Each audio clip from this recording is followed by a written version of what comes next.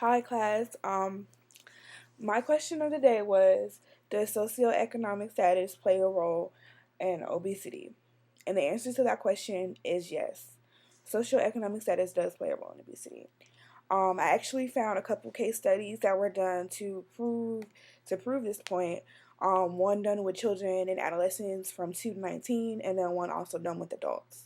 So basically, the one they did three different tests. They did it versus income, college level, and they just basically checked those numbers against numbers of 1994. So basically, the results in the case study showed that low income children and adolescents are more likely to be obese than higher income counterparts. Um, but the relationship, they said, is not consistent amongst race and ethnicity. So basically saying that children who come from low income families are going to be obese versus children of higher income parts. But they say most obese children and adolescents are not low income.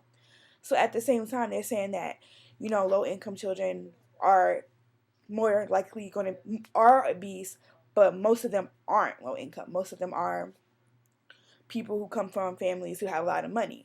And maybe we can say that because even though, children of low income families might eat the wrong things, that does not necessarily contribute to them, gaining that weight versus a child who might have plenty of options because of the money they have to spend on food consistently.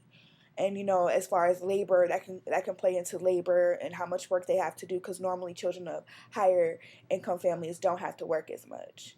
So that, I mean, that's just idea, that's my opinion.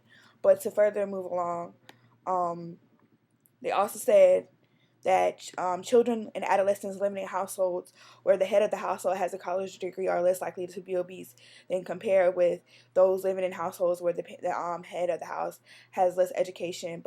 And they said that's also not consistent across race and ethnicity groups. So basically saying that children who they did with a degree, some college, high school education, less than high school education, and basically people who had more college children, well, people who have more college, their children were actually, less likely to be obese, because basically we all know the more education you get about things, the more likely you may or may not do it. So as we go over to adults, they um they answered some of the same questions. They said there was no significant trend between education level and obesity prevalence. So basically, in adults, they said that, even though they did have education about college, they were college graduates, some college, and high school graduates, less than high school. They were saying that, the obesity amongst them was pretty much evened out.